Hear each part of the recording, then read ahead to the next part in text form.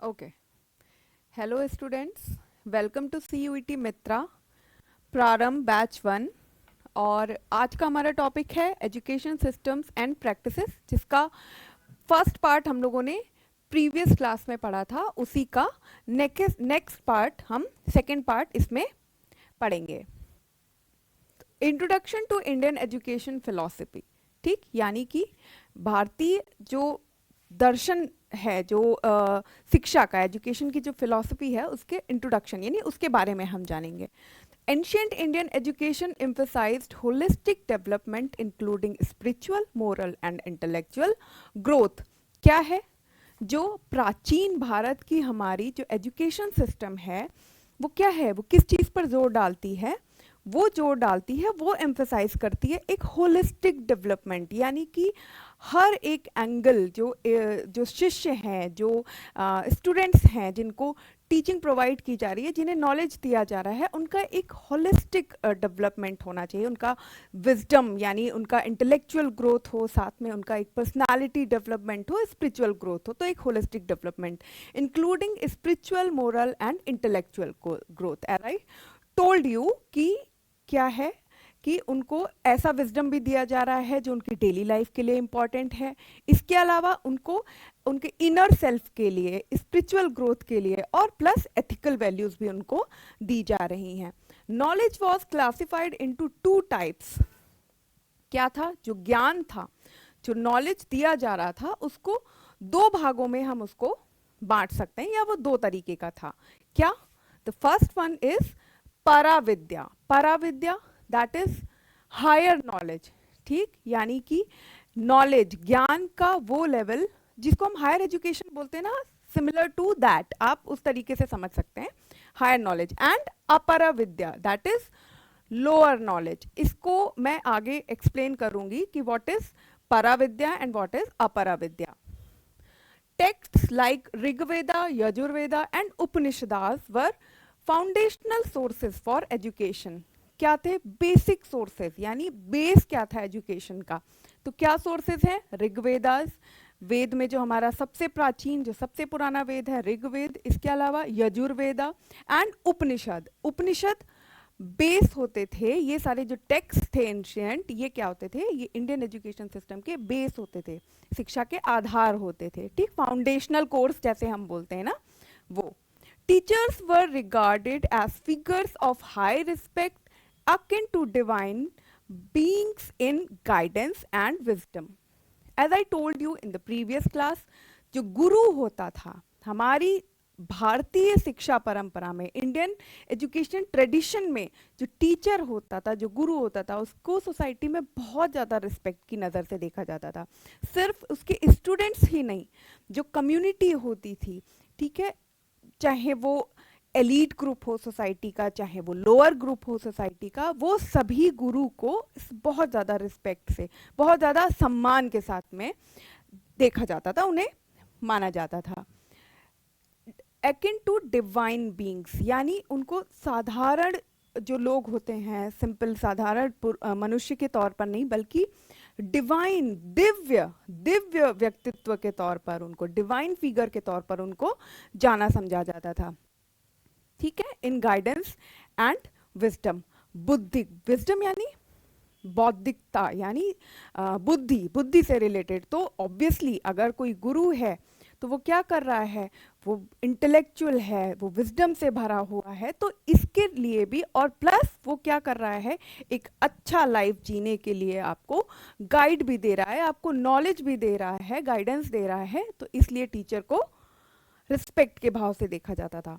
The education aimed to control the mind and senses to attain true knowledge and wisdom. जो हमारा Indian tradition था education का, उसमें जो शिक्षा है, जो एजुकेशन है, उसका एम क्या होता था?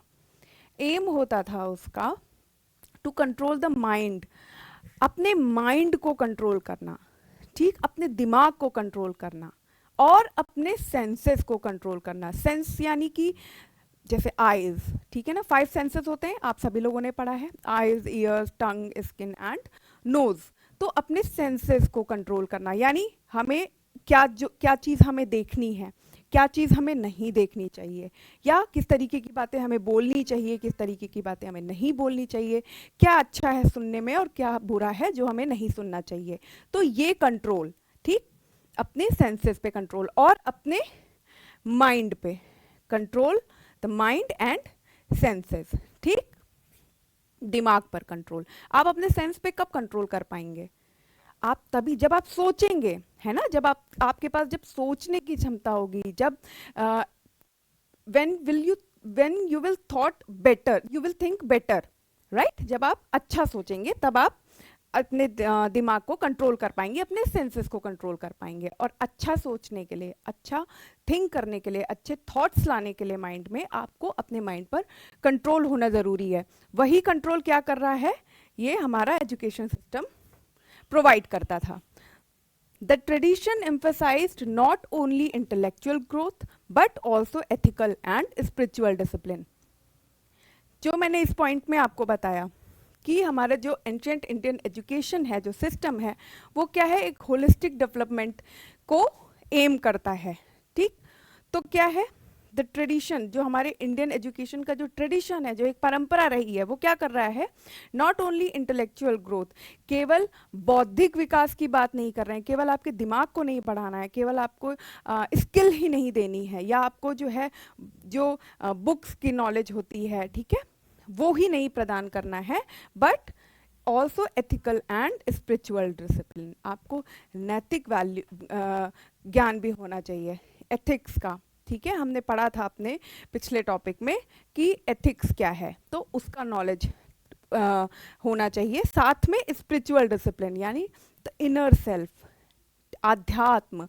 आध्यात्म का मतलब क्या है, सोल, माइंड, ये सारी चीज़ें स्पिरिचुअल ग्रोथ में आती हैं। तो ये सभी क्या हो गया, हमारे इंडियन एजुकेशन सिस्टम के इम्पॉर्टेंट पॉइंट्स, क्या क्या प्रोवाइड कर रहा है हमको। The role of knowledge in ancient text. Ancient text क्या है, मैंने बताया आप लोगों को, ऋग्वेदा, यजुर्वेदा या उपनिषद क्या है, फाउंडेशनल सोर्सेज हैं, ठीक है। ये शिक्षा की बुनियाद बना रहे हैं, बेस बना रहे हैं। तो क्या है, इनका रोल क्या है, हमारे जो प्राचीन ग्रंथ हैं, एंशियंट टेक्स्ट्स हैं, उनका रोल क्या है। एज पर मुंडका उपनिषद, मैंने बताया कि उपनिषद भी it is one of the fundamental source for knowledge ancient Indian tradition में। तो क्या है, मुंडका उपनिषद। कितने उपनिषद पाए जाते हैं, वैसे तो 108 हैं, 108 उपनिषद जिनके बारे में हमें पता है, but there are more than 200 Upanishads are there, okay. और जिसमें से जो टॉप 10 हैं या लगभग जो शुरुआत के 10 हैं, उनको क्या कहा जाता है, उनको मुख्य उपनिषद कहा जाता है, ठीक है। उसी में से एक है मुंडका उपनिषद। तो वो क्या कह रहा है, the pursuit of knowledge was twofold, practical and spiritual knowledge. आज के टाइम पर जो एजुकेशन है हमारा सिस्टम, उसमें भी आप देखते हैं सब्जेक्ट हैं किस तरीके से, कुछ तो हमारे प्रैक्टिकल सब्जेक्ट हैं, ठीक है, जिनमें आप क्या करते हो, आप पढ़ते हो, आप रूल्स पढ़ते हो, ठीक है, आप अलग अलग थ्योरम्स पढ़ते हो और फिर जाकर के उनके प्रैक्टिकल्स करके देखते हो, जैसे कि केमिस्ट्री या फिर फॉर एग्जांपल हम फिजिक्स, ठीक है, कि फिजिक्स आपने बुक से पढ़े, आपने कुछ थ्योरम्स पढ़ी, आपने कुछ कैलकुलेशंस पढ़ी और कुछ रूल्स पढ़े, फिर जाकर के उसमें से कुछ प्रैक्टिकल्स हैं जो आपके स्कूल कैंपस के अंदर लैब्स होंगी, आप वहाँ पर जाकर के उनके प्रैक्टिकल्स कर लेते हैं। तो उसी तरीके से प्राचीन काल में, एंशियंट टाइम पर भी उसी तरीके से होता था।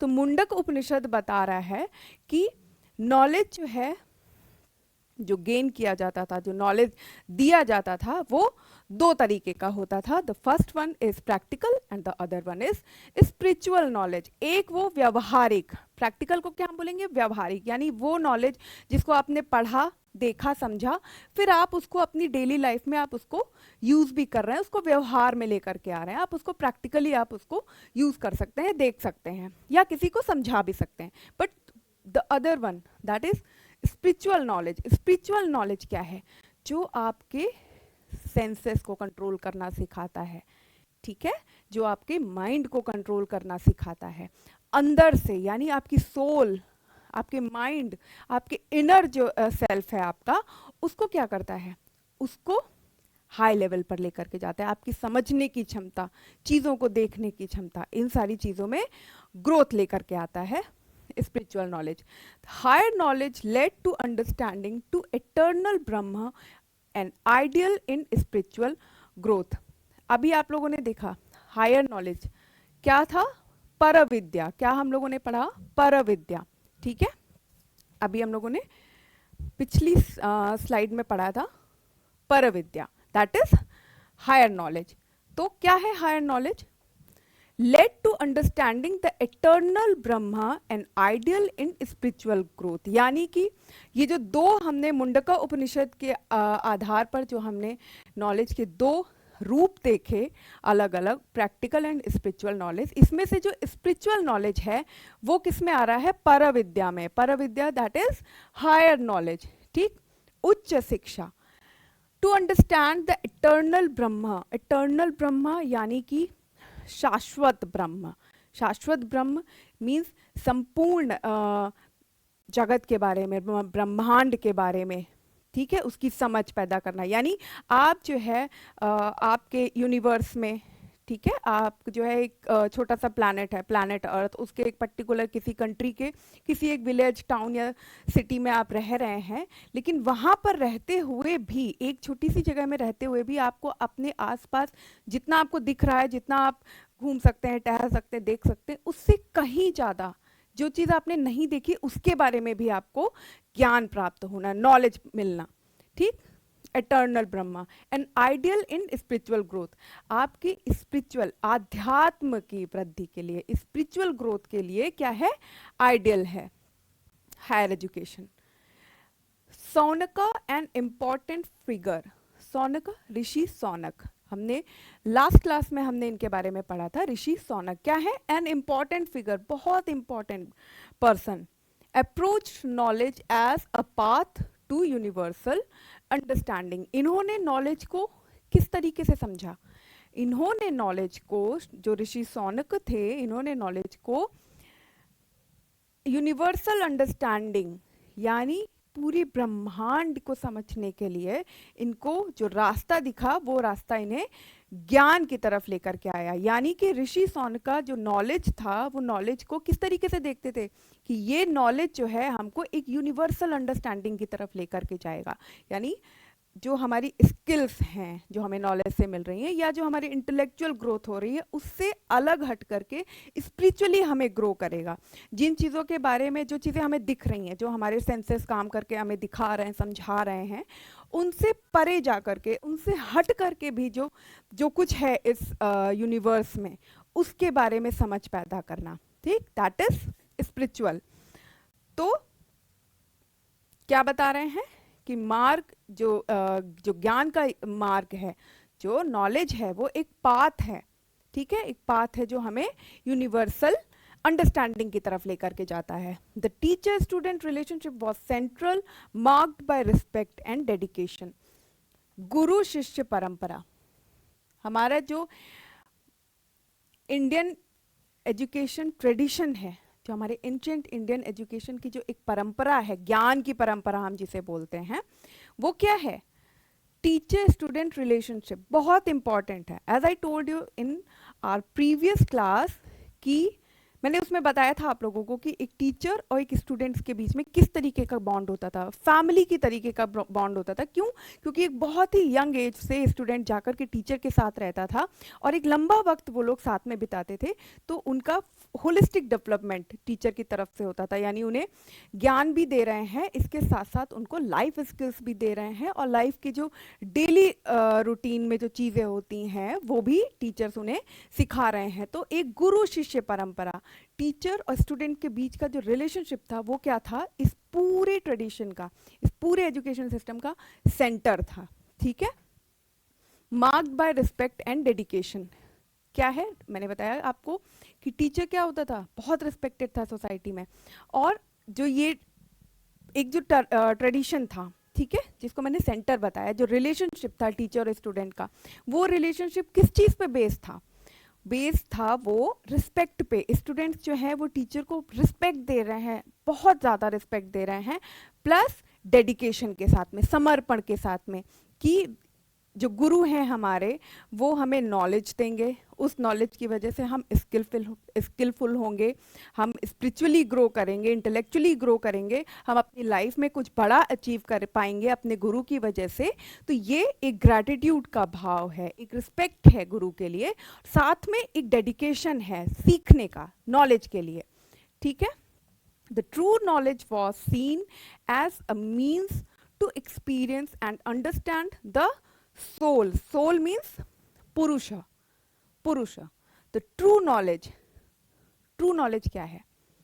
जो जो ज्ञान का असली स्वरूप है, ठीक है, जो सच्चा ज्ञान जिसे हम कह सकते हैं, ट्रू नॉलेज, वो क्या है? Was seen as a means to experience and understand the soul. जो ट्रू नॉलेज है वो आपका किताबों का नॉलेज नहीं है, आपने बुक से कुछ चीज़ पढ़ ली, कोई आपने कोई कैलकुलेशन पढ़ ली, ठीक है ना, कोई रूल पढ़ लिया, रेगुलेशन पढ़ लिए, no, that is not the true knowledge. What is true knowledge? As a mean to experience and understand the soul. Soul को समझना, डेप्थ को समझना, इनर सेल्फ को समझना, ठीक, कि जो बाहर से हमें जो दिख रहा है ये सच नहीं है, सच इसके पीछे जाकर के कहीं है, इसके अंदर कहीं छुपा हुआ है। That is the true knowledge. Okay. The lower knowledge included arts like phonetics, rituals, grammar and astronomy critical for societal functioning। तो ये तो हो गया higher education, higher knowledge, that is पराविद्या। बट व्हाट इज अपरा विद्या? That is lower knowledge. तो lower knowledge का मतलब क्या हुआ? That included art. ये उन सब्जेक्ट्स को उठा रहा है जो सोसाइटी में, सोसाइटी को चलाने के लिए या सोसाइटी में अपनी लाइफ को चलाने के लिए, अपनी लाइफ को बेटरमेंट की तरफ लेकर के जाने के लिए जो इम्पोर्टेंट सब्जेक्ट हैं, such as art, such as phonetics, rituals. Phonetics यानी sound science, science of sounds, ध्वनियाँ अलग अलग प्रकार की, ठीक है, उनके बारे में ज्ञान देना, उनका नॉलेज। ग्रामर, आप सभी को पता है, ग्रामर मीन्स व्याकरण, ठीक है, किसी भी लैंग्वेज का जो ग्रामेटिकल पार्ट होता है, तो grammar. Grammar. Astronomy, astronomy means खगोल शास्त्र, हिंदी में हम क्या बोलते हैं? इसे खगोल शास्त्र बोलते हैं। इसका मतलब क्या है? वेदर को जानना, तारों के बारे में रीडिंग करना, ठीक है, तो that is astronomy. Critical for societal functioning, जो किसी भी समाज को ठीक से चलाने के लिए इंपॉर्टेंट फैक्टर्स हैं, इंपॉर्टेंट सब्जेक्ट है, कि ये स्किल होनी चाहिए, समाज के जो लोग हैं उनके पास होनी चाहिए। तो इस नॉलेज को क्या बोल रहे हैं? लोअर नॉलेज मीन्स अपरा विद्या। Educational practices and values. So what are the practices? Education in India involved a Guru Shishya Parampara, Guru Shishya tradition based on strict discipline and reverence. As I told you earlier कि हमारे जो education system में गुरु शिष्य परंपरा बहुत important factor है और बहुत रिस्पेक्टफुल है।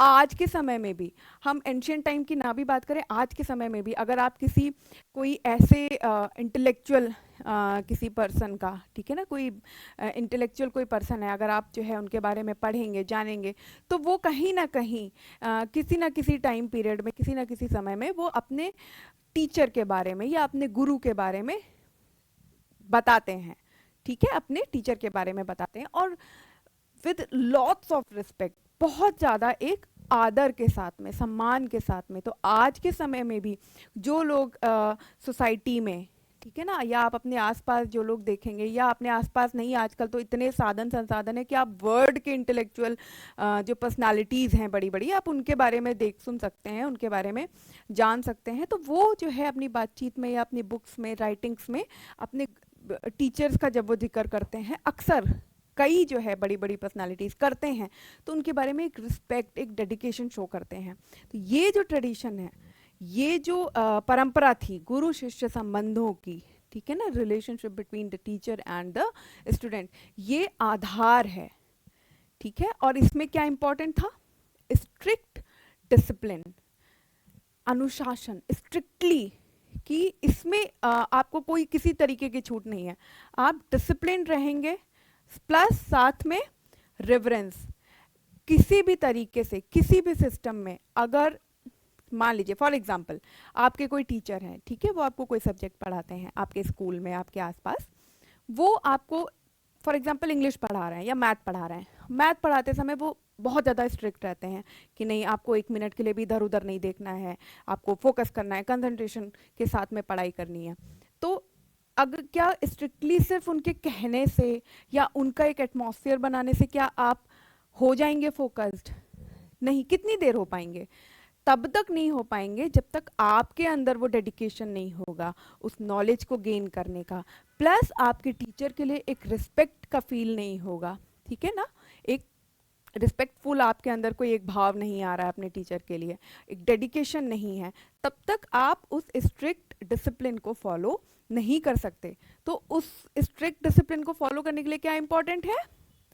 रेवरेंस, श्रद्धा भाव होना, टीचर के प्रति एक आदर का भाव होना, एक श्रद्धा का भाव होना। तो ये दोनों तरफ से है। टीचर क्या कर रहा है? उसको स्ट्रिक्टली उसको डिसिप्लिन्ड बना रहा है, और स्टूडेंट क्या कर रहा है? अपने आप को टीचर्स के सामने क्या कर रहा है? डेडिकेट कर रहा है, ठीक है, एक श्रद्धा के भाव के साथ में। तब जाकर के क्या हो रहा है? गुरु शिष्य परंपरा। तब जाकर के जो एक रिलेशनशिप डेवलप हो रहा है टीचर और स्टूडेंट के बीच में, उससे जो फिर नॉलेज टीचर्स दे पाते हैं स्टूडेंट को या स्टूडेंट ले पाते हैं अपने टीचर से, वो नॉलेज जो है जाकर के स्टूडेंट को लाइफ में आगे बढ़ाता है। तो ये जो है ये आज के समय में भी उतना ही रेलेवेंट है जितना हम इस टॉपिक में पढ़ रहे हैं कि एंशिएंट पीरियड में हुआ करता था। Okay, students were expected to approach teacher with a serene mind and controlled senses. क्या बताया मैंने अभी? मैंने क्या बताया थोड़ी देर पहले कि कंट्रोल्ड सेंसेस का मतलब क्या है? आपको अपने सेंस पे कंट्रोल है, आपको अपने थॉट्स पे कंट्रोल है, ठीक। You have your control what you are thinking in your mind, ठीक, what you are watching, you are touching, listening, saying, everything, यानी वो सारे सेंस जो आप जिनको यूज़ करते हैं, जो सेंस हमें जो है सेंसिबल बनाते हैं, एज आई से, कि आसपास की सोसाइटी को समझने के लिए, किसी सब्जेक्ट को समझने के लिए, उन सेंसेस पे आपका कंट्रोल होना, ठीक, plus a serene mind. Serene यानी शांत दिमाग। जब आपका दिमाग शांत होगा, जब आप माइंड पे कंट्रोल कर सकेंगे कि उसमें माइंड क्या है, उसमें हर एक second, even in a micro second क्या है, बहुत सारे थॉट्स क्या होते हैं, पॉपअप होते रहते हैं एवरी टाइम, है ना, सबके माइंड में। लेकिन उन सारे थॉट्स के बीच में से आप जो इम्पोर्टेंट थॉट है आपके, वो आपने पिक कर लिया, उस विचार पे, उस थॉट पे आपने वर्क किया, और उसके हिसाब से आपने क्या किया, बाकी सारे जितने भी थॉट्स हैं उनको सबको क्या कर दिया, हटा दिया वहां से। तो इसका मतलब आपका कंट्रोल बना हुआ है आपके माइंड में। और ये कंट्रोल कैसे होगा? जब आपका मन शांत होगा, जब आपका जो माइंड है वो क्या होगा, शांत होगा। तो एक शांत दिमाग के साथ में और कंट्रोल्ड सेंसेस के साथ में स्टूडेंट्स क्या थे, उनसे एक्सपेक्ट किया जाता था कि जब वो नॉलेज गेन करने के लिए आए हैं अपने टीचर के पास में, तो उनका मन शांत होना चाहिए, उनका माइंड जो है कंट्रोल में होना चाहिए, शांत होना चाहिए, और उनके सेंसेस क्या होना चाहिए, उनके अपने वश में होने चाहिए, नियंत्रण में होने चाहिए।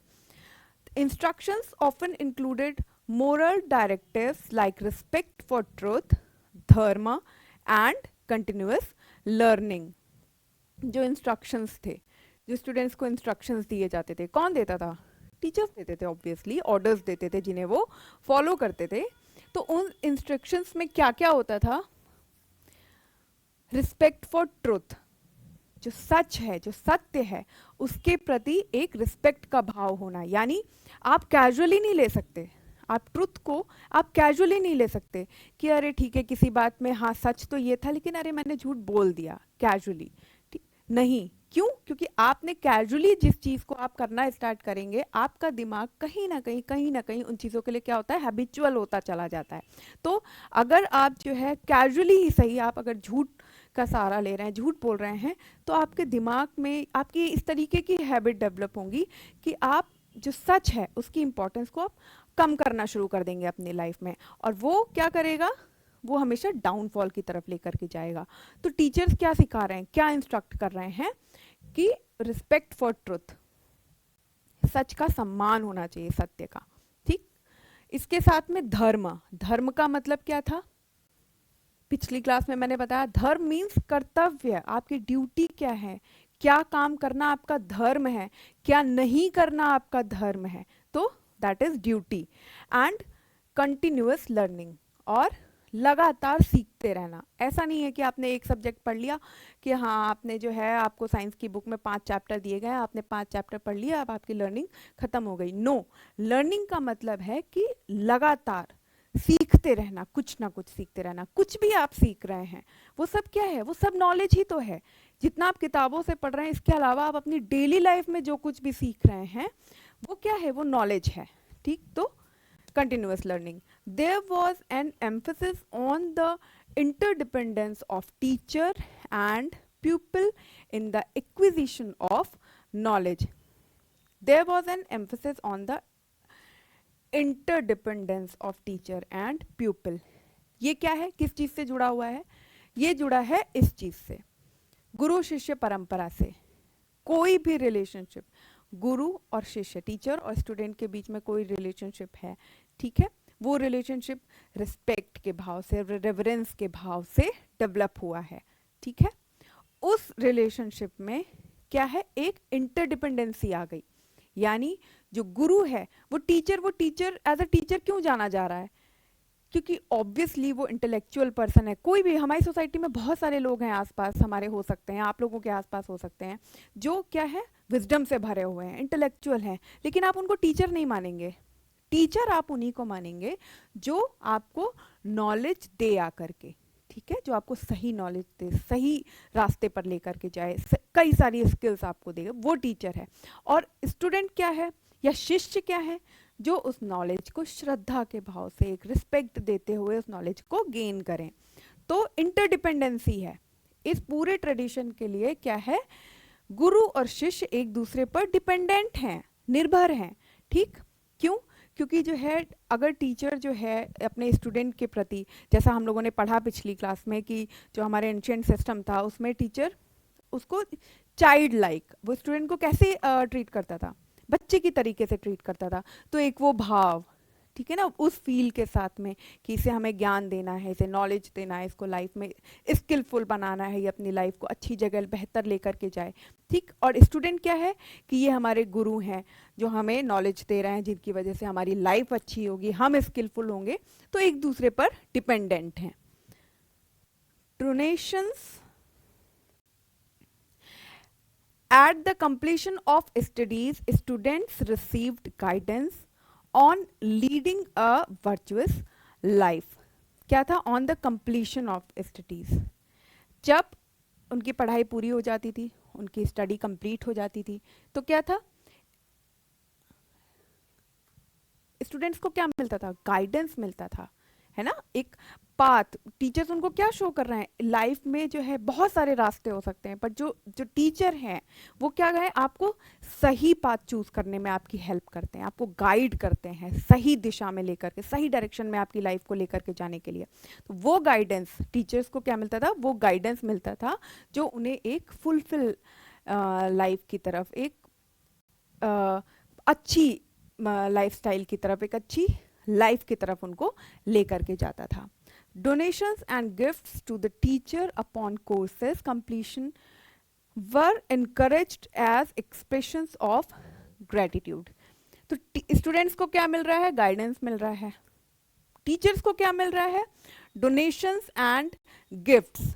तो कोर्स जब कंप्लीट हुआ, जब स्टडी कंप्लीट हो गई, पर्टिकुलर जिस कोर्स के लिए वो टीचर रखे गए थे, आए हुए थे, उन्होंने वो कंप्लीट कर लिया, तो उन्हें क्या किया जाता था, उन्हें उपहार दिए जाते थे, गिफ्ट्स दिए जाते थे। और डोनेशंस का सही टर्म हम बोले तो दान, गुरु दक्षिणा, आप सब लोगों ने सुना होगा एकलव्य की कहानी महाभारत में, द्रोणाचार्य, तो क्या था, गुरु दक्षिणा दी जाती थी, यानी आप शिक्षा प्राप्त कर रहे हैं, उसके बदले में आप अपने गुरु को कुछ ना कुछ अवश्य देंगे, ठीक है। तो गुरु दक्षिणा टीचर्स को दी जाती थी as expression of gratitude, gratitude show करते हुए। ये नहीं है कि ठीक है आपने हमको 1 घंटा पढ़ाया है, ये लीजिए फीस, अब चलते बनिए, नहीं, आपने हमें एक सही रास्ता दिखाया है, आपने हमें नॉलेज दिया है, तो हम क्या है आपकी रिस्पेक्ट करते हैं, हमारे ग्रेटिट्यूड का भाव है आपके लिए। इस ग्रेटिट्यूड के साथ, इस आदर सम्मान के साथ में हम आपको ये गुरु दक्षिणा देते हैं। इस तरीके के भाव से ये डोनेशंस या ये गिफ्ट दिए जाते थे। Hwan songs observations on Indian education. Hwan सांग कौन था? चाइनीज पिलग्रिम था, ठीक, या चाइनीज स्कॉलर था, बहुत बड़ा चाइनीज विद्वान था। Documented the extensive and structured education system in India. इसने क्या किया? ये भारत आया था। ये भारत कब आया था? 630 सी में आया था ये। और जो कन्नौज का राजा हुआ करता था उस समय, हर्षवर्धन, उसके during the rain of Harshavardhana, the king of Kannauj, ये भारत आया। इसने क्या किया? इसने जो है एक एक्सटेंसिव और एक स्ट्रक्चर्ड डॉक्यूमेंटेशन किया। किस चीज़ का? Education system in India, Bharat में शिक्षा की क्या व्यवस्था है, क्या सिस्टम है, इसको इसने क्या किया? इसने अपनी राइटिंग्स में लिखा, उसको डॉक्यूमेंटेड किया। He noted the 5 विद्याज। इसने क्या किया? 5 तरीके की विद्या बता रहा है, ठीक, including grammar, medicine, logic and philosophy as a core discipline. आप लोगों ने भी पढ़ा है, जब हम एंशिएंट इंडियन एजुकेशन की बात करते हैं तो उसमें क्या है, आप लोगों ने भी पढ़ा है, कुछ कोर सब्जेक्ट्स हैं, कुछ साइड के सब्जेक्ट्स हैं, कुछ जो है जो फिजिकल हैं, इस तरीके के सब्जेक्ट हैं जिसमें फिजिकल ट्रेनिंग दी जा रही है, तो अलग अलग किस्म के। तो ये क्या बता रहे हैं? कोर डिसिप्लिन जो मेन सब्जेक्ट हैं, वो 5 तरीके के मेन सब्जेक्ट बताता है। उसमें कौन कौन से शामिल हैं? ग्रामर है, मेडिसिन है यानी चिकित्सा, लॉजिक तर्क वितर्क जहाँ पे सीखते हैं, यानी कि कोई चीज़ है वो हो रही है तो क्यों हो रही है, ठीक है, या किस वजह से हो रही है, कैसे हो रही है, यानी लॉजिक, रीजनिंग भी जिसे हम बोलते हैं, लॉजिकल रीजनिंग, लॉजिक। फिलॉसफी यानी कि दर्शन, ठीक है। तो ये 5 मुख्य सब्जेक्ट की, वो 5 कोर सब्जेक्ट्स की वो बात कर रहा है, जिसमें से ये सभी होते थे, ठीक, ये सभी शामिल थे। Teachers in India were respected figures, often living in simplicity and detached from fame. जो भारत में जो गुरु होते थे वो भी आज के तरीके के नहीं होते थे। कैसे होते थे? उन्हें इस वजह से भी, ये भी एक रीज़न था कि उन्हें इतना रिस्पेक्ट दिया जाता था सोसाइटी के अंदर, सिर्फ स्टूडेंट्स की तरफ से नहीं बल्कि कम्युनिटी की तरफ से, चाहे वो कम्युनिटी, चाहे वो गांव के निवासी हो, लोग हो, जनता हो, या फिर गांव के कोई एलीट ग्रुप हो, जमींदार हो, सामंत हो या राजा हो, उन सभी के बीच में सोसाइटी में टीचर्स को बहुत ज़्यादा इम्पोर्टेंस दी जाती थी, ठीक। Often living in simplicity and detached from fame. उन्हें फेम की ज़रूरत नहीं थी, वो उन्हें ऑलरेडी उनके कामों की वजह से, उनके नॉलेज की वजह से उन्हें मिलती थी, बट वो उस फेम से या वो सेंटर ऑफ अट्रैक्शन बनने से दूर रहते थे। और क्या था? एक सिंपल लाइफ वो जीते थे, एक सादगी से भरा हुआ जीवन। Education was systematic, aiming to develop character and intellectual depth by age 30। 30 साल तक की उम्र एजुकेशन के लिए हमारे जो सनातन धर्म में या फिर जो है प्राचीन भारत का जो समझ रही है, जो एजुकेशन रही है, उसमें आप लोगों ने एथिक्स में भी आप लोगों ने पढ़ा है कि 4 गृहस्थ जीवन है, ठीक है, या फिर जो है एक पढ़ाई लिखाई का जीवन है, जब आपको नॉलेज गेन कर रहे हैं लाइफ के एक पर्टिकुलर टाइम पीरियड में, उसके बाद एक जो है आप फैमिली लाइफ में जा रहे हैं, फिर आप क्या जा रहे हैं, फिर आप वानप्रस्थ आश्रम की तरफ जा रहे हैं, उसके बाद सन्यास की तरफ। तो 4 आश्रम हमने पढ़े थे, उसमें से जो पहला आश्रम है जिसमें हम एजुकेशन गेन करने की बात कर रहे हैं, सीखने की बात कर रहे हैं, जब बच्चा छोटा है और वो सीख रहा है, तो बाय द एज ऑफ 30 साल की उम्र से पहले पहले तक, उसके आसपास तक एक सिस्टमैटिक एजुकेशन सिस्टम था। क्या है उस, जिसका एम क्या होता था? Character and intellectual depth. Intellectual depth obviously जब नॉलेज दिया जा रहा है तो इंटेलेक्चुअली उसको ग्रो करने में टीचर्स उसकी हेल्प कर रहे हैं, उसको ग्रो कर रहे हैं इंटेलेक्चुअली, इसके साथ साथ उसके कैरेक्टर का भी क्या हो रहा है, डेवलपमेंट हो रहा है, उसके चरित्र का भी निर्माण हो रहा है, पर्सनालिटी डेवलपमेंट। हालांकि पर्सनालिटी डेवलपमेंट और कैरेक्टर डेवलपमेंट में डिफरेंस है, सिग्निफिकेंट डिफरेंस है, ठीक है। पर्सनालिटी डेवलपमेंट आज के टर्म्स में अगर हम देखें तो किस तरीके से बोलते हैं, किस तरीके से चलते हैं, कैसे खड़े होते हैं, कॉन्फिडेंस, ये वो। बट कैरेक्टर डेवलपमेंट क्या है, जो अंदर से आता है, एथिकली जो आता है, जिसको हम स्पिरिचुअल नॉलेज में भी हम जिसे रख सकते हैं, ठीक। तो माइंड पे कंट्रोल होना, सेंसेस पे कंट्रोल होना, इसके चरित्र, उसका कैरेक्टर कैसा है, ये एम, ठीक है, education. Students pursued studies intentionally and expressed gratitude to teachers upon completion. क्या था, student pursued studies intentionally, students जो थे जिन्हें एजुकेशन लेनी है उन्हें भी सीरियस होना पड़ेगा। आपको अगर आप कुछ सीखना चाहते हैं लाइफ में, कुछ भी सीखना चाहते हैं आप, चाहे किसी पर्टिकुलर किसी सब्जेक्ट के बारे में सीखना चाहते हैं, किसी स्किल के बारे में सीखना चाहते हैं, तो क्या है, आपको सीरियस होना पड़ेगा लाइफ में, उस चीज़ के प्रति आपको सीरियसली आपको एफर्ट करने पड़ेंगे, है ना, इंटेंस होना पड़ेगा। तो उस समय भी स्टूडेंट्स क्या थे, जितना भी नॉलेज था, जो भी उनके पढ़ाई लिखाई थी, स्टडी थी, उसको इंटेंशनली वो पढ़ते थे। And expressed gratitude to teachers upon completion, और जब उनका कोर्स कंप्लीट होता था तो उसके बाद वो टीचर्स को क्या थे, ग्रेटिट्यूड शो करते थे, आदर के साथ में, सम्मान के साथ में।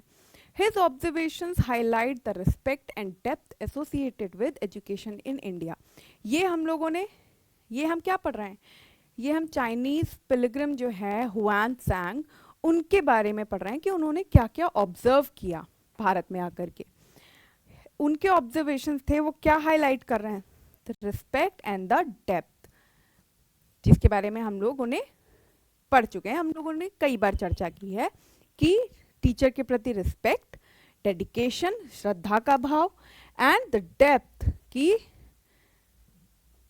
डीपली, कि आप जो है डीपली या इंटेंशनली आपको नॉलेज प्राप्त करनी है, गहरी नॉलेज प्राप्त करनी है, सिर्फ ऊपर ऊपर की नहीं, सिर्फ बुक की नॉलेज आपको नहीं प्राप्त करनी है या लेनी है, आपको स्पिरिचुअली भी ग्रो करना है। तो एक डीप रूटेड जिसको कहेंगे उस तरीके की एजुकेशन, उस तरीके का नॉलेज, तो ये क्या था, हाईलाइट कर रहा है कौन, हुआन सांग, हमारे प्राचीन भारत की जो शिक्षा प्रणाली है, जो एजुकेशन सिस्टम है, उसमें हाईलाइट कर रहा है। Nalanda university a glimpse into higher learning. Nalanda university आप सब लोगों ने पढ़ा, हमने अपनी प्रीवियस क्लास में पढ़ा कि क्या हुआ, एजुकेशन कहाँ से स्टार्ट होता था, बेसिक एजुकेशन गांव में होता था, फिर मंदिरों में हुआ, उसके बाद जब बौद्ध धर्म आया, जो बौद्ध मठ हुए, विहार हुए, वहाँ पर एजुकेशन दी जाने लगी।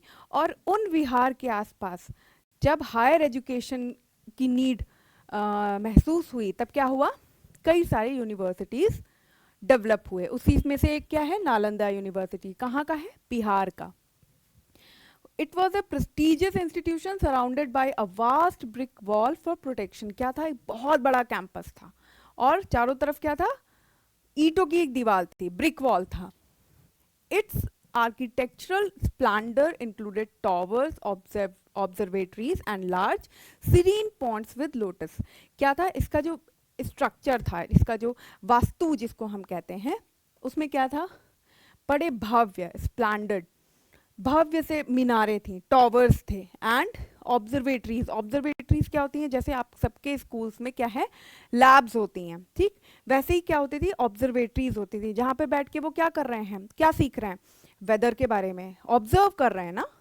लैब जहाँ पर आप प्रैक्टिकल कर रहे हैं, ऑब्जर्वेटरीज जहाँ से पर ऑब्जर्व कर रहे हैं कि तारों के बारे में, ठीक है ना, तारों के बारे में, वेदर के बारे में, तो ये ऑब्जर्वेटरीज वहाँ पर होती थी।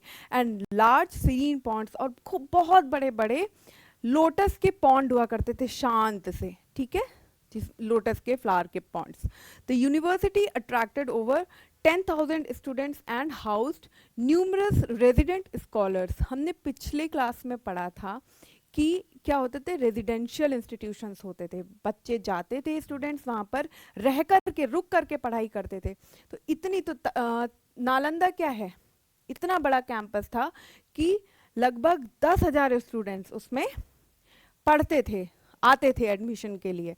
और हाउस्ड न्यूमरस रेजिडेंट स्कॉलर्स, और एक से एक बड़े विद्वान क्या हुए वहां पर आकर के उन्होंने रह करके शिक्षा प्राप्त किया, ज्ञान प्राप्त किया। Subjects covered included Buddhist text, Vedic works, logic, medicine and more. क्या क्या सब्जेक्ट पढ़ाए जाते थे नालंदा में? बुद्धिस्ट टेक्स्ट, बौद्ध विहारों के आसपास डेवलप हो रही हैं ये सारे इंस्टीट्यूट्स हैं, और जो बुद्धिस्ट जो टेक्स्ट हैं वो अपने आप में विजडम से भरे हुए हैं, तो वो एज अ सब्जेक्ट इस जगह पर पढ़ाए जाते हैं। इसके अलावा वैदिक वर्क, ठीक है ना, वेद, उपनिषद, पुराण, इसके अलावा लॉजिक, तर्क वितर्क जो मैंने बताया, मेडिसिन एंड मोर, और इस तरीके के कई और subjects. Daily lectures were conducted by skilled teachers with a systematic approach. जो रोज के जो लेक्चर होते थे, जो डेली जो क्लासेस होती थी स्टूडेंट्स की, वो स्किल्ड टीचर्स के साथ में, ऐसा नहीं है कि जो भी आए वहाँ पे टीचर बनना चाहे वो टीचर बन सकता है, नहीं, एक पर्टिकुलर स्किल्ड होना चाहिए, उनको स्किलफुल होना चाहिए, अपने सब्जेक्ट में मास्टरी होनी चाहिए, ठीक। तो इस तरीके के मास्टर टीचर, स्किल्ड टीचर होते थे जो रोज के लेक्चर्स लेते थे। Nalanda exemplified academic and spiritual excellence in ancient Indian education. Nalanda ने क्या किया? एक एग्जाम्पल सेट किया। नालंदा यूनिवर्सिटी एक एग्जाम्पल के तौर पर देखा जाता है कि एंशियंट इंडियन एजुकेशन में किस तरीके से एकेडमिक यानी कि जो आप लोग नॉलेज ले रहे हैं आज के समय में भी, उस समय में भी, ठीक, किताबों से ज्ञान ले रहे हैं, एंड साथ में स्पिरिचुअल एक्सीलेंस, कैसे दोनों साथ में प्रोवाइड किए जा रहे हैं सोसाइटी में स्टूडेंट्स को, लोगों को, इसका एक बड़ा एग्जाम्पल सेट हुआ नालंदा से।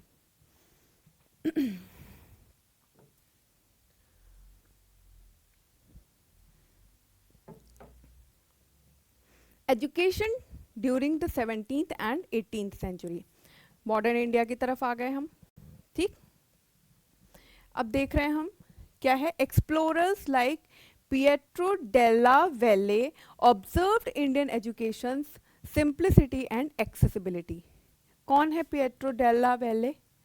एक्सप्लोरर हैं, एक्सप्लोर कर रहे हैं, ठीक है ना, नई जगह पर आए हैं, एशिया के एक नई जो है इंडियन सब कॉन्टिनेंट में आए हैं, ठीक, उसको एक्सप्लोर कर रहे हैं। तो उसको जब एक्सप्लोर कर रहे हैं तो वहाँ की सोसाइटी को, विलेजेस, वहाँ के लोग, ट्रेडिशन, इनको सबको क्या कर रहे हैं? ऑब्जर्व कर रहे हैं। तो उन्होंने एजुकेशन सिस्टम के बारे में क्या ऑब्जर्व किया? सिंप्लिसिटी एंड एक्सेसिबिलिटी, बहुत इंपॉर्टेंट चीज़, कि भारतीय जो ज्ञान की जो ज्ञान का सिस्टम है, ठीक है, एजुकेशन का, या शिक्षा का जो सिस्टम है, वो क्या है? बहुत ही सिंपल है। कोई भी चीज़ कॉम्प्लेक्स हो इसका ये मतलब नहीं होता कि वो बेहतर ही होगी, ठीक। कॉम्प्लेक्स चीज़ बेहतर ही नहीं होती है। दिखने में ज़रूर हो सकता है कि एक उसका इस तरीके का माहौल बने कि हाँ बड़ी कॉम्प्लेक्स है तो बड़ी इंपॉर्टेंट है, बट ऐसा नहीं होता है। कोई भी सब्जेक्ट है, कोई भी थ्योरम है फॉर एग्जांपल, वो आपको बहुत ही सिंपल लैंग्वेज में, जैसे हम लोग जो है किसी भी बहुत इंपॉर्टेंट टॉपिक को इस तरीके से डिस्कस करें जैसे हम लोग आपस में बातें कर रहे हैं, तो क्या है, तो वो चीज़ आपके दिमाग में बहुत आसानी से फिट हो जाएगी, वो आपको बहुत आसानी से आप उसको क्या कर सकते हो? मेमोराइज कर सकते हो। वही चीज़ एकदम सिंपल सी कोई कैलकुलेशन है, अगर उसको बहुत ज़्यादा कॉम्प्लिकेट कर दिया जाएगा तो उसे समझने में आपको बड़ा एफर्ट डालना पड़ेगा। तो क्या है, खासियत है ये। उसने क्या ऑब्जर्व किया कि सिंपल है यहाँ का एजुकेशन, सिंप्लिसिटी है एंड एक्सेसिबल है, सबको आसानी से प्राप्त हो रही है, बहुत एफर्ट नहीं करने पड़ रहे हैं, या पर्टिकुलर किसी एक खास ग्रुप को किसी एक खास लेवल पे वो एजुकेशन नहीं, एक छोटे से गांव के किसी जो है दूर के छोटे से टाउन या छोटे से गांव में भी स्कूल चल रहे हैं, रन हो रहे हैं, जहाँ पे लोगों को बेसिक नॉलेज या एक एजुकेशन जिनको प्रोवाइड की जा रही है, यानी एक्सेसिबल है in knowledge. Learning was often done in temples and homes using sand and fingers for writing practices. बहुत important क्या था? ये मैंने आपको बताया था कि टेम्पल्स और घरों में जो बेसिक एजुकेशन है, जो इनिशियल लेवल पर जब एजुकेशन दिया जाता था वो घरों में दिया जाता था, छोटे छोटे गाँव में या कस्बों में, या फिर वहाँ पर जो मंदिर हुआ करते थे उनमें दिया जाता था। कैसे दिया जाता था? Using sand and fingers. Writing practice के लिए क्या है? सैंड का यूज कर रहे हैं, सैंड यानी रेत, जैसे अगर आप में से कोई बीच पे गया होगा तो आपने देखा होगा बीच के पास में रेत होती है, वहाँ पे लोग जा करके फिर आर्टिस्ट भी बन जाते हैं, बड़े कोई ड्राइंग कर रहा है, कोई कुछ कर रहा है, कुछ कुछ कर रहा है। तो इसी मेथड को, ये फन फन भी है ये अपने आप में। अगर आप किसी छोटे से बच्चे को रेत के सामने बैठा लेंगे और उसमें जो है आप उसको लिखना सिखाएंगे तो शायद वो बहुत इंटरेस्टिंग वे में वो लर्न करेगा चीज़ें। तो यही सिस्टम यूज़ किया जाता था उस समय। आज के टाइम पे क्या है, मैंने अब तो कई स्कूल्स में भी मैं देख रही हूँ कि बहुत छोटे लेवल पे प्राइमरी सेक्शन में बच्चों को स्लेट दी जाती है, चौक दी जाती है राइटिंग स्टार्ट करवाने के लिए। उस समय पर क्या होता था, सैंड का यूज किया जाता था जिसपे उंगलियों के फिंगर्स के द्वारा क्या है, लिखना सिखाया जा रहा है। Education included practical subjects like reading, writing and arithmetic.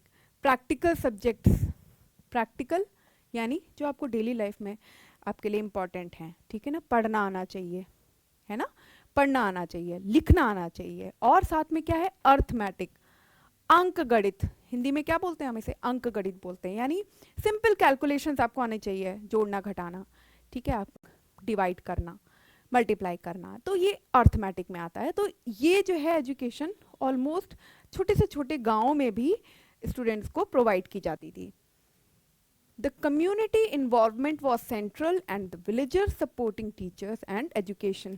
हमने अपनी प्रीवियस क्लास में भी पढ़ा था कि इंडियन एजुकेशन सिस्टम का बहुत इंपॉर्टेंट पार्ट क्या है, कम्युनिटी सपोर्ट। क्यों?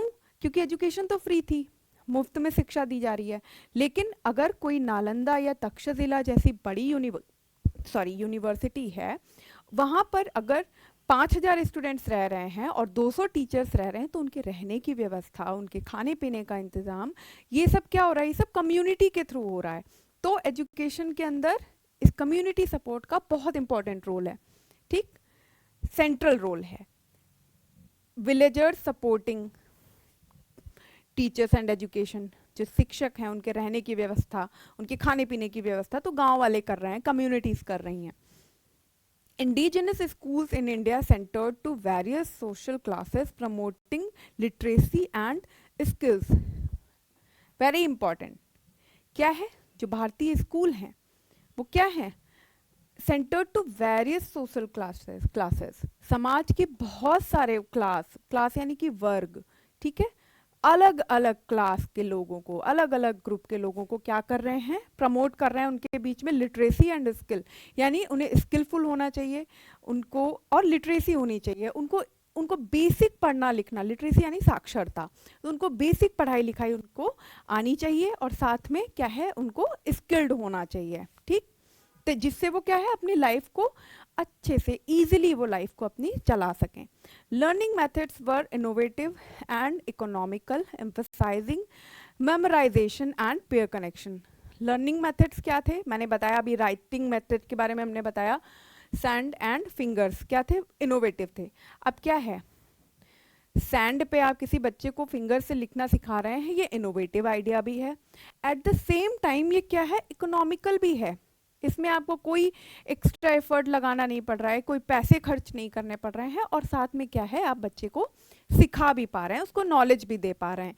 तो उस समय जो पूरा सिस्टम था उसमें जो लर्निंग मेथड्स होते थे वो इनोवेटिव होते थे, नए नए प्रकार के तरीके निकाले जाते थे, इकोनॉमिकल होते थे, ठीक, सस्टेनेबल होते थे, और साथ में emphasising memorisation and peer connection, memorisation पर जोर देते थे, ठीक, कि कोई चीज़ आपको सिखाई जा रही है, समझाई जा रही है, आप उसको मेमोराइज करो, उसको याद करो अपने दिमाग में, एंड पीयर करेक्शन, और आपस में, ठीक है, जैसे जितने भी स्टूडेंट्स का ग्रुप है, आपस में एक दूसरे की कहीं पर कोई गलती है, कहीं पर कोई कमी है, उसको क्या करना है, करेक्ट करते चलना है। Educational practices in the 18th centuries. 18th century कौन सा पीरियड है, जब कॉलोनियल रूल आ चुका है। उस पीरियड में क्या हो रहा है, simple teachings methods like tracing letters on sand helped children learn without resources. क्या है, अभी बताया मैंने, ट्रेसिंग लेटर्स ऑन सैंड, रेत पे लिखना, रेत पे ट्रेस करना, उन्हें पहचानना, ये जो पूरा मेथड है ये क्या है, बहुत ही इकोनॉमिकल है, इसमें किसी एक्स्ट्रा रिसोर्स की, किसी एक्स्ट्रा एफर्ट की ज़रूरत नहीं है, ठीक, it help children learn without resources, बिना किसी एक्स्ट्रा रिसोर्स के ये बच्चे को सिखा रहा है, नॉलेज दे रहा है। Teachers respected and revered conducted classes under trees and और शेडेड एरियाज। गांव में कैसे जो है किस तरीके के होते थे, आप लोगों ने देखे होंगे टीवी पे कुछ प्रोग्राम्स देखे होंगे या कुछ शोज देखे होंगे, उसमें आपने देखा होगा कि किस तरीके से आश्रम जो होते थे, गुरुकुल होते थे, कि गांव में कोई एक एरिया है, शांत सा एरिया है गांव से थोड़ा दूर, ठीक है, जंगल या नदी के आसपास, और पेड़ है, पेड़ की शेड में वो लोग बैठे हुए हैं, टीचर्स बैठे हुए हैं और सामने स्टूडेंट्स बैठे हैं और इस तरीके से नॉलेज दिया जा रहा है। Physical activities like fencing and sports were part of the curriculum for physical fitness. Physical fitness बहुत इंपॉर्टेंट होता था। पिछली क्लास में हमने पढ़ा कि सारे सब्जेक्ट्स के साथ में एक सब्जेक्ट क्या होता था जिसमें मेडिटेशन भी आता था, फिजिकल एक्टिविटीज आती थी, क्योंकि फिजिकली भी फिट रहना है, ठीक है। तो उसमें क्या क्या होता था, फेंसिंग एंड स्पोर्ट्स, फेंसिंग यानी तलवारबाजी, ठीक, एंड स्पोर्ट्स कई तरीके के खेलकूद, व्यायाम, ये भी क्या था शामिल किए गए। Writing on palm leaf was common, जैसे छोटे बच्चों के लिए सैंड पे लिखवा रहे हैं वैसे ही क्या था, writing on palms leaf, palm होता है ना पेड़ होता है, ताड़ बोलते हैं हिंदी में से, जैसे एक कहावत सुनी होगी आपने, तिल का ताड़, तो तिल यानी एक छोटी सी चीज, ताड़ यानी बहुत बड़ा सा कुछ, तो ताड़ के पत्ते या पाम के जो पत्ते होते हैं वो काफी बड़े बड़े होते थे, उनपे राइटिंग्स उनपे की जाती थी, ठीक। With books was common, with books ग्रंथ formed by stitching these leaves, तो जो बुक्स थी जिन्हें हम प्राचीन ग्रंथ बोलते हैं वो क्या था, पाम के पत्तों पे, ताड़ के पत्तों पे लिख करके फिर उन्हें स्टिच कर दिया जाता था और इस तरीके से बुक्स बनाई जाती थी, ठीक है। फीस वर नॉमिनल और paid in kind, making education accessible across economic background. Fees क्या थी, ऑलमोस्ट फ्री थी, ठीक, लोग अपनी तरफ से जो है कुछ कुछ चीज़ें दे देते थे, दान दक्षिणा दे देते थे, ठीक है, और या जिस तरीके की वो हेल्प कर सकते हैं वो कर देते थे, कम्युनिटीज़ हेल्प कर देती थी, एलीट ग्रुप्स हेल्प कर देते थे या राजा हेल्प कर देते थे, ठीक, या paid in kind as I told, making education accessible across economic background. इस वजह से क्या हुआ, अगर शिक्षा बहुत महंगी होगी, एजुकेशन बहुत ज़्यादा अगर एक्सपेंसिव होगी, तो particular people of the society, particular group of the society can only avail this education. तो उस समय ऐसा नहीं था, एजुकेशन बहुत ही ज़्यादा सस्टेनेबल थी, उसकी फीस एकदम नॉमिनल थी या फ्री हुआ करती थी, मुफ्त हुआ करती थी, तो क्लास के सभी ग्रुप्स को, ठीक है, जो बहुत ज़्यादा, जिनके पास बहुत ज़्यादा रिसोर्सेज नहीं हैं, ठीक है, उनको भी एजुकेशन प्रोवाइड की जाती थी। These era demonstrated a commitment to preserving cultural practices and education. क्या है इस पूरे टाइम पीरियड में क्या देख रहे हैं हम कि preserving cultural practices and education, जो सांस्कृतिक जो ट्रेडिशंस हैं, ठीक है ना, रिचुअल्स हैं और जो परंपराएं हैं समाज के भीतर, और साथ में जो शिक्षा है, साथ में जो एजुकेशन है, उसको प्रिजर्व करना, उसको संभाल के रखना, ये क्या होता था, कमिटमेंट था, एक एजुकेशन सिस्टम का कमिटमेंट था। ये हम किस टाइम पीरियड की बात कर रहे हैं, 18th सेंचुरी की बात कर रहे हैं। फिर respect for teachers and discipline, respect for teacher बहुत इंपॉर्टेंट, बहुत एसेंशियल, क्यों, क्योंकि teacher student relationship was very essential, तो वो रिलेशनशिप तभी बेहतर होगा जब उस रिलेशनशिप में क्या होगा, रिस्पेक्ट होगी, टीचर के प्रति आदर का भाव होगा। तो in Indian education teachers were treated with utmost reverence and respect. हमारे भारतीय परंपरा में जो ज्ञान की परंपरा है उसमें क्या था, अटमोस्ट रिस्पेक्ट उनको दी जा रही है और उनके प्रति एक बहुत ही ज़्यादा ग्रैटिट्यूड के साथ में उनको, एक एक्सप्रेशन के साथ में उनको ट्रीट किया जा रहा है। Students would bow and remain silent until permitted to speak by the teacher. कोई टीचर है सामने खड़े हैं तो स्टूडेंट क्या करेंगे, झुक करके उनको रिस्पेक्ट शो करेंगे, ग्रैटिट्यूड शो करेंगे और तब तक शांत रहेंगे जब तक टीचर्स उनको बोलने की परमिशन नहीं देते। इस तरीके का डिसिप्लिन इसमें आप देख सकते हैं, इसमें क्या है, एक डिसिप्लिन भी दिख रहा है, लेकिन उस डिसिप्लिन के साथ साथ क्या दिख रहा है, एक रेवरेंस दिख रहा है, एक ग्रैटिट्यूड दिख रहा है। Okay, discipline was enforced through silence, respect and self restraint essential for learning. Discipline क्या है, सीखने के लिए आपको अनुशासित होना बहुत जरूरी है, ठीक है, सीखने के लिए आप कुछ लर्न करना चाहते हैं, कुछ नॉलेज आप लेना चाहते हैं, ठीक, तो उसके लिए क्या है, डिसिप्लिन होना बहुत जरूरी है। ठीक, आज के समय में भी डिसिप्लिन होना बहुत जरूरी है। और वो डिसिप्लिन आ कहाँ से रहा है, साइलेंस से, शांत रह करके। ठीक, दूसरा रिस्पेक्ट, आदर भाव, सम्मान के साथ में अपने टीचर को सम्मान देना। एंड सेल्फ रिस्ट्रेंट और आत्म संयम, अपने आप को क्या करना, आप डिसिप्लिन तभी रह पाएंगे जब अपने सेंसेस को कंट्रोल कर पाएंगे, अपने आप को शांत कर पाएंगे। ठीक, तो discipline was very essential. Teachers received gift twice a year, the practice known as samanam. Teachers जो थे, गुरु थे, वो उनको साल में, एक वर्ष में, एक साल में उनको 2 बार सम्मान दिया जाता था, या उनको 2 बार क्या दिया जाता था, गिफ्ट डोनेशंस दी जाती थी। और वो ओकेजन्स होते थे 2, जिनको क्या बोलते थे, समानम, या इस जो ये पूरी प्रैक्टिस होती थी इसको क्या बोलते थे, samanam. Physical training complemented academics, fostering a well rounded development. Physical training, ठीक, जैसे मैंने बताया कि फिजिकल एक्टिविटीज़ होती थी, गेम्स होते थे, खेल कूद है, ठीक है, और एक्सरसाइजेज हैं, वो भी फिजिकल एजुकेशन में ही आया। ठीक है, तो फिजिकल क्या होता था, एकेडमिक्स भी, आप जो है अगर फिजिकली फिट हैं, ठीक है, शरीर से ठीक हैं, तो आप नॉलेज बेहतर तरीके से गेन कर पाएंगे। ठीक है ना, एकेडमिक्स में आप अच्छे से चीज़ों को लर्न कर पाएंगे, समझ पाएंगे, तो physical training. This respectful environment was central to fostering effective education and societal order.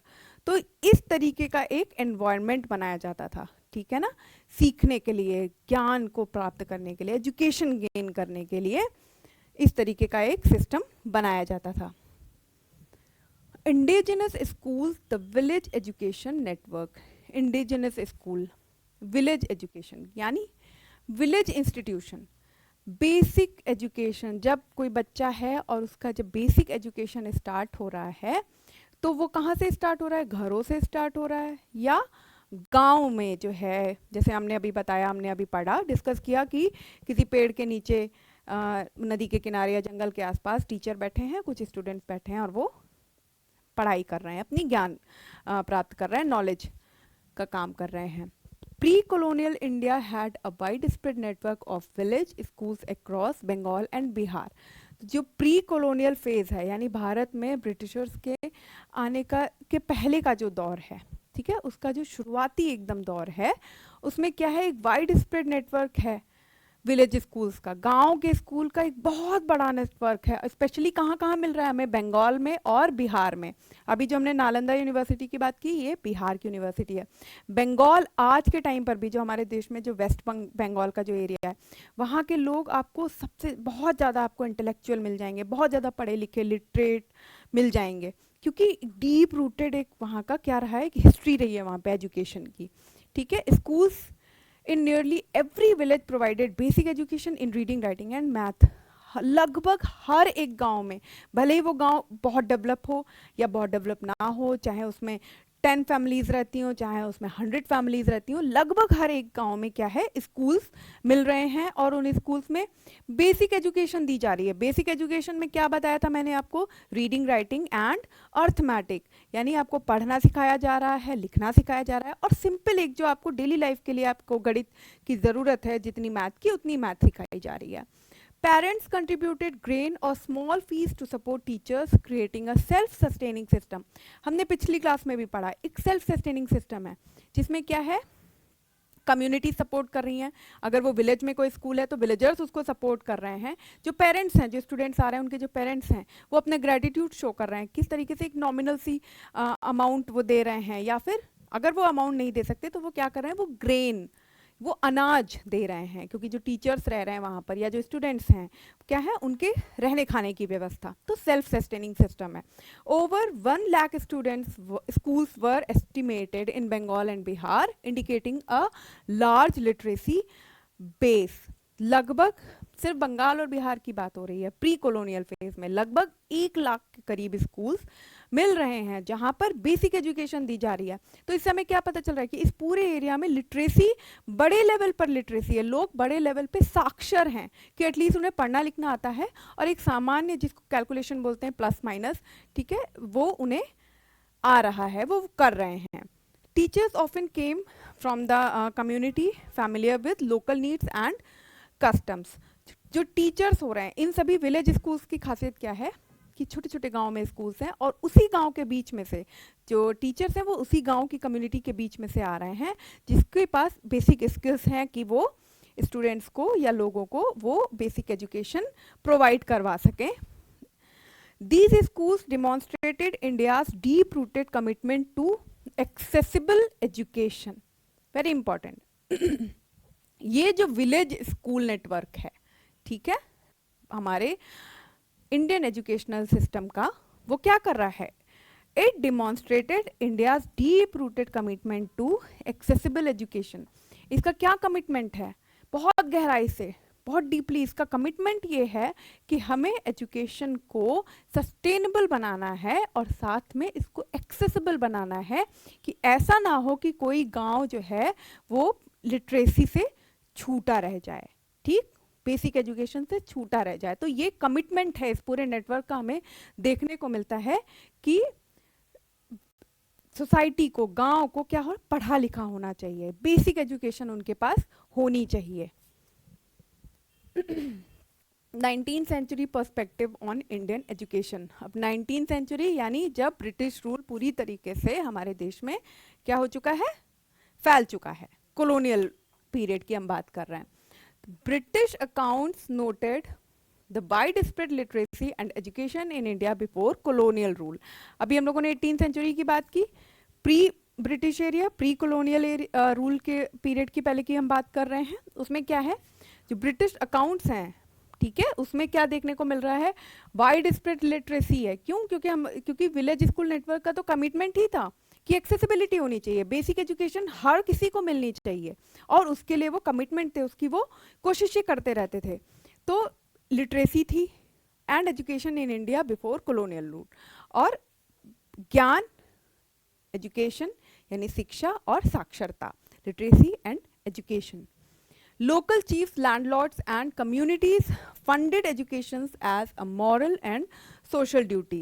Local chiefs यानी किसी गांव के जो मुखिया होते हैं, आज भी गांव में मुखिया होते हैं, उसको जो है अब इसी सिस्टम में इंक्लूड कर लिया गया है। उस समय जैसे पंच होते थे ना, सरपंच होते थे, तो पंच, तो गांव के जो मुखिया हैं, लैंडलॉर्ड यानी कि मकान मालिक नहीं जैसे आज के टाइम पे होते हैं, जैसे जमींदार होते थे उस समय, ठीक, तो जमींदार एंड कम्युनिटीज, और जो चाहे विलेज हो, चाहे टाउन हो, चाहे वो बड़ी सिटी हो, उसमें जो कम्युनिटीज हैं अलग अलग, क्या था, फंडेड एजुकेशन, वो एजुकेशन को क्या करते थे, फंड करते थे और सपोर्ट करते थे। क्यों? क्योंकि वो इसको अपनी सोशल और मोरल ड्यूटी मानते थे कि ये हमारी ड्यूटी है, हमारा धर्म, ड्यूटी यानी धर्म, हमारा धर्म है कि हम सोसाइटी में लिटरेसी को बढ़ाएं, एजुकेशन को बढ़ाएं। तो इसके लिए वो क्या करते थे, उसको फंड करते थे। Literacy was common even among lower classes with a significant number of skilled accountants. Literacy क्या थी? 19th सेंचुरी की बात है ये, कि लोअर क्लासेस में भी, सोसाइटी के जो लोअर क्लास है उसमें भी क्या है, लिटरेसी वॉज वेरी कॉमन, कि लोअर क्लास के लोग भी लिटरेट हैं, पढ़ लिख पा रहे हैं, पढ़ लिख रहे हैं, उन्हें बेसिक गणित आती है, बेसिक कैलकुलेशंस आती हैं, and with a significant number of skilled accountants यानी जो लेखा जोखा करते हैं ना, लिखने का काम करते हैं, हिसाब किताब का, तो स्किल्ड अकाउंटेंट्स मिल रहे हैं 19th सेंचुरी में। Village schools emphasized practical skills such as book keeping and business calculations. जो विलेज स्कूल हैं जहाँ पे सिर्फ बेसिक हम एजुकेशन की भी बात कर रहे हैं, रीडिंग राइटिंग एंड अर्थमेटिक या मैथ की बात कर रहे हैं, वो भी क्या कर रहे हैं, किस चीज़ को एम्फसाइज कर रहे हैं, प्रैक्टिकल स्किल्स को, यानी जो डेली लाइफ के लिए इंपॉर्टेंट है, सच एज बुक कीपिंग यानी बही खाता। जो लोग बिजनेस फैमिली से बिलोंग करते हैं उन्हें मालूम होगा कि बही खाता क्या कर, कितना सामान आया, कितना सामान गया, किसका क्या प्राइस है, यानी इसका पूरा एक डॉक्यूमेंटेशन, पूरा रिटर्न, इसका लेखा जोखा, इसको क्या बोलते हैं, बुक कीपिंग, बही खाता। एंड बिजनेस कैलकुलेशन, व्यापार की, ठीक है, उसकी कैलकुलेशन, उसकी क्या गणित है, इसकी समझ। Economical education system enabled India's lower classes to participate in trade and commerce. तो क्या हुआ, जब जो है विलेज स्कूल जो एम्फसाइज कर रहे हैं प्रैक्टिकल स्किल्स को, लोअर क्लासेस में भी साक्षरता को बढ़ावा दे रहे हैं, लिटरेसी को बढ़ावा दे रहे हैं। इसके अलावा जो इकोनॉमिकल एजुकेशन सिस्टम है, यानी कि बहुत ज़्यादा उसके लिए एफर्ट की ज़रूरत नहीं है, बहुत ज़्यादा पैसों की ज़रूरत नहीं है, और वो एक्सेसिबल है लोअर क्लास के लोगों को भी, और जो गरीब वर्ग है उसको भी एक्सेसिबल है एजुकेशन। तो इससे क्या हो रहा है, इससे क्या हो रहा है, जो इंडिया लोअर क्लास है इंडिया का, वो भी ट्रेड एंड कॉमर्स, व्यापार की जितनी भी चीज़ें हैं, जितनी भी गतिविधियां हैं, उसमें पार्टिसिपेट कर सकता है। क्यों? क्योंकि उसको बेसिक एजुकेशन है, उसके पास एक सस्टेनेबल मॉडल है एजुकेशन का, कि वो भी एजुकेट हो सकता है, उसको भी जो है फाउंडेशनल, उसको जो लिटरेसी होनी चाहिए, जो समझ होनी चाहिए, वो है उसके पास, तो वो इन सारी गतिविधियों में, इन सारी प्रैक्टिसेस में पार्टिसिपेट कर सकता है। This network was disrupted during colonial rule, affecting the traditional education system. 19th century में क्या हुआ, ये सब चल रहा है, लेकिन जब कॉलोनियल रूल आ गया पूरी तरीके से हमारे देश में, तो ये जो नेटवर्क था हमारा, क्या नेटवर्क, विलेज स्कूल का जो नेटवर्क था, ये क्या हुआ, ये डिसरप्ट हो गया। और क्या हुआ, इसने क्या किया, ट्रेडिशनल जो एजुकेशन सिस्टम था हमारा, उसको क्या किया, इफेक्ट किया इन अ बैड वे, ठीक है, उसको बुरी तरीके से प्रभावित किया। कंक्लूडिंग थॉट्स क्या है, इंडियन एजुकेशन हेरिटेज, हमारी भारतीय शिक्षा की जो विरासत है, जो हेरिटेज है, उस पे इंडियाज एजुकेशनल प्रैक्टिसेस वर होलिस्टिक, इस पे हम चर्चा कर चुके हैं ऑलरेडी। क्या था, एक होलिस्टिक अप्रोच के साथ में एजुकेशन दी जा रही है, यानी आपको माइंड से, आपको इंटेलेक्चुअल बनाया जा रहा है, आपको विषयों का ज्ञान दिया जा रहा है, अलग अलग सब्जेक्ट्स पढ़ाए जा रहे हैं, प्लस आपको स्किल्स भी दी जा रही हैं, प्लस आपके कैरेक्टर डेवलपमेंट पे भी काम किया जा रहा है, स्पिरिचुअल ग्रोथ पे भी, तो एक होलिस्टिक अप्रोच के साथ में। Teachers held an esteemed position acting as a spiritual and intellectual guides, teacher क्या थे, स्टीम्ड पोजीशन है उनकी सोसाइटी में, रिस्पेक्टफुल पोजीशन है, उनको बहुत ज़्यादा रिस्पेक्ट मिल रही है हर एक लोगों से, सिर्फ स्टूडेंट से नहीं, सिर्फ स्टूडेंट्स की फैमिली से नहीं, इनफैक्ट जो नहीं भी नॉलेज ले रहे हैं टीचर से, वो भी टीचर्स को क्या कर रहे हैं, गुरुओं को आदर के भाव से, रिस्पेक्ट के भाव से देख रहे हैं, ठीक। The guru shishya tradition was central, as I told you, जो गुरु शिष्य परंपरा थी वो इस पूरे सिस्टम का क्या थी, उसको हम एक तरीके से कह सकते हैं इसका बेस थी, ठीक। तो it was central, emphasizing personal discipline and respect, इसने किस चीज़ को एम्फेसाइज किया, पर्सनल डिसिप्लिन को, अनुशासन को, और रिस्पेक्ट के भाव को। Innovative methods like sand writing demonstrated resourcefulness in education. Innovative methods, जैसे हमने बताया था अभी, सैंड राइटिंग की, रेत पे लिखना सिखा रहे हैं फिंगर्स के थ्रू, तो ये एक इनोवेटिव आइडिया है। साथ में क्या है, ये बहुत इकोनॉमिकल है, इसमें जो है आपको किसी एक्स्ट्रा किसी रिसोर्स की ज़रूरत नहीं है, ठीक है। तो ये भी क्या, अब अगर आपको किसी एक्स्ट्रा रिसोर्स की ज़रूरत नहीं है, तो ये क्या है, ये रिसोर्सफुलनेस है, कि जो साधन आपके आसपास मौजूद हैं, ईजिली आपको अवेलेबल हैं, आप उनसे क्या कर रहे हो, आप उनसे नॉलेज अटेन कर रहे हो, आप उनसे नॉलेज गेन कर रहे हो, तो resourcefulness. The existence of large institutions like Nalanda highlighted India's commitment to higher learning. Nalanda के बारे में हम लोगों ने पढ़ा, इसका एग्जिस्टेंस, ये उस ज़माने में 5th सेंचुरी में हमारे देश में इतना बड़ा अगर कोई इंस्टीट्यूशंस मौजूद था, ठीक, जो दुनिया भर में फेमस था, बाहर से लोग आ रहे हैं उसके बारे में जानने समझने के लिए, वहाँ पढ़ने के लिए, तो ये एक एग्जाम्पल सेट कर रहा है कि भारत में हायर एजुकेशन का लेवल कितना ऊंचा था, ठीक, इसका एक एग्जाम्पल सेट कर रहा है। India's education system was deeply intertwined with its cultural and philosophical values. जो भारतीय शिक्षा की जो व्यवस्था थी, जो एजुकेशन का सिस्टम था, वो किस तरीके से था, कल्चरल, ठीक है, सांस्कृतिक, संस्कृति का बड़ा महत्व है, कल्चर का बहुत ज़्यादा इंपॉर्टेंस है, प्लस क्या है, फिलोसॉफिकल वैल्यूज़, दार्शनिक, ठीक, दर्शन का बहुत ज़्यादा महत्व है। तो ये हो गया हमारा सेकेंड टॉपिक था वो कंप्लीट। अब हम मिलेंगे नेक्स्ट क्लास के लिए, तब तक गुड बाय।